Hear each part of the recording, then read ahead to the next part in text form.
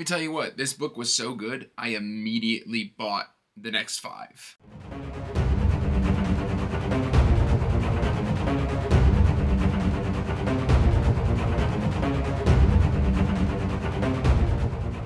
Hey everyone, welcome back to Andrew's Wizardly Reads, and as always guys, I am Andrew, and today what I've got here for you is a little bit of sci-fi. But before we get into that, please do me a favor and like this video and subscribe to the channel, as it does help the channel grow. You can check the description box down below for links to all my social media, including the Patreon, Discord, and all my other links that are there for you to explore and rifle through if you so choose.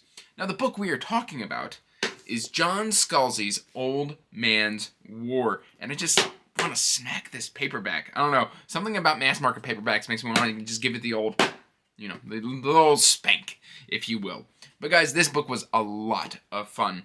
And in terms of sci-fi, I'm going to say that this falls more on the space opera side of things. This is book 1 in the Old Man's War series, obviously. And I love this cover art, but this cover art is only available in mass market paperback. So collecting, Andrew kind of chiming in for a little bit, is I went on Blackwell's and I got the UK paperbacks, all 6 of them, after reading this book, to have them then shipped to my house because I enjoyed this reading experience so incredibly much. This was a fun and inventive sci-fi story. And essentially what is going on here is this is set centuries in the future, where life is still pretty much kind of carried on the tack of where we're currently at now, but we've kind of also started exploring the universe at large, and it is hostile, to say the least.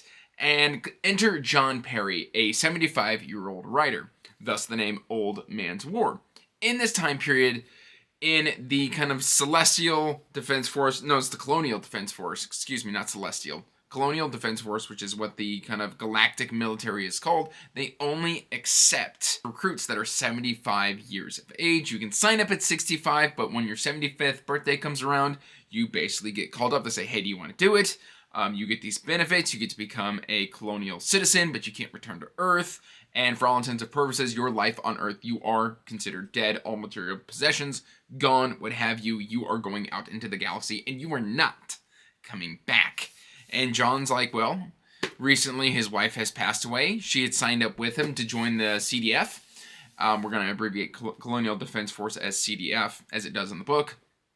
And so he decides, why not? I've really got nothing left. My son is successful. He's a mayor of a small town. He's kind of got his own family. Really, I'm just kind of waiting here for death. And he's just like, I don't really have anything left to do. There's some rumors that the CDF has really advanced technology that can rejuvenate the human body. And he's like, why not just go seek a second life? I really only have to do 2 years of service or 10 years in times of war.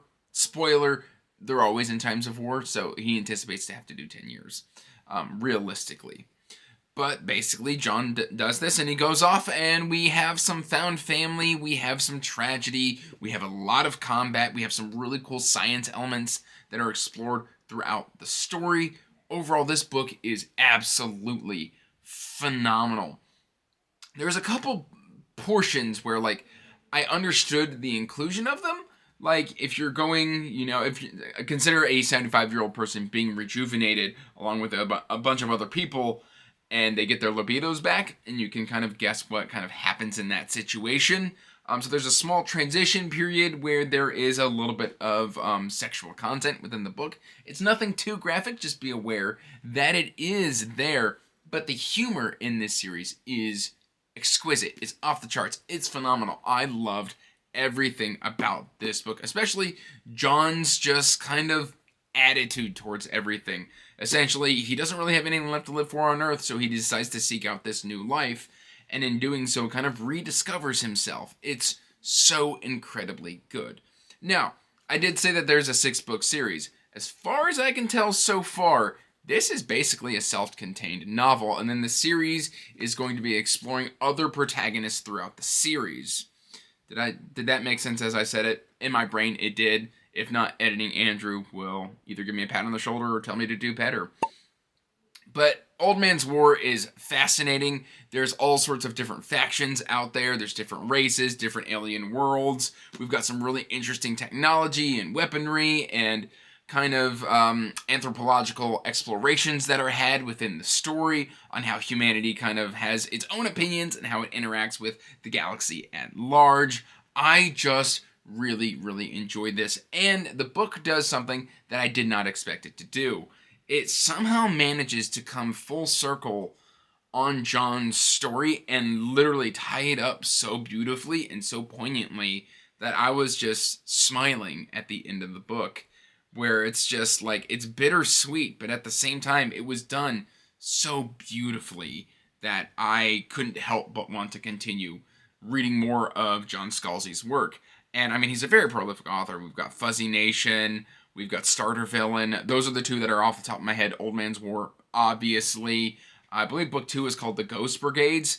I don't know. This book is fast-paced. Maybe at times a little too fast-paced. If I'm going to be critical here, like there'll be times where it will just jump. There's a lot of time jumps. But it does beautifully kind of execute those time jumps, where it's not like, oh, what just happened? How did we get here? It's, oh, we've kind of finished that section and we're going to move on to the next section and we can kind of explore this new part of the story. And then it'll just kind of move on and move on and move on. Overall, guys, I give this book a high recommend. Obviously, if you don't trust me, I believe it's got like 199,000 ratings on Goodreads. So this is a very popular book, but I'm just now getting my hands on it. It was funny because I'd been wanting to read this book for years. And it wasn't until my friend Pete from the Ponderings of Pete was doing one of his Tetris kind of restacks. His bookshelves and his book collection is all stacked up behind him in kind of this Tetris pile.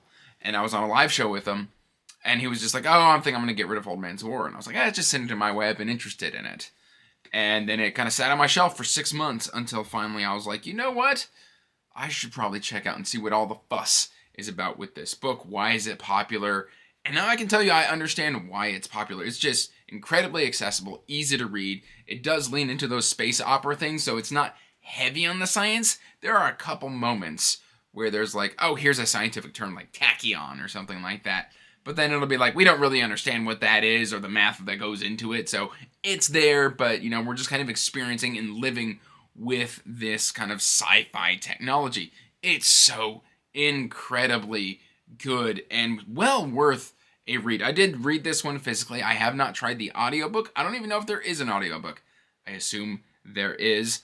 But guys, at least with the eyes reading this one, it was a pleasant experience. I actually gave it an overall rating, probably a 4.5 out of 5. It's not enough to like blow my socks off or anything like that, but it's enough for me to be like, man, I really, really enjoyed that reading experience. I don't really have a lot of complaints. I mean, it's so beautifully well done that like, I was like, man, that was fun. That is what I'm going to give this rating. It's going to be rated F for fun. Like, I don't know, I just made that up. Guys, please check this one out. I think it is well worth your time and your investment, especially if you're not into like super hard sci-fi, or you like kind of a little bit of the softer sci-fi where it's not all about the science, it's more about the action and the characters and stuff like that. I definitely think Old Man's War is going to be for you. Just watching John Perry go through everything and the twists and the turns and the reveals and the interactions that he has and the friends that he makes. It's just, so incredibly good. Please do yourself a favor. Check this one out. And that's all I've really got for you today, guys. Till next time, peace out. Stay magical. Bye. And as always, I want to give a huge thank you to my patrons. Thank you for supporting my passion and my hobby.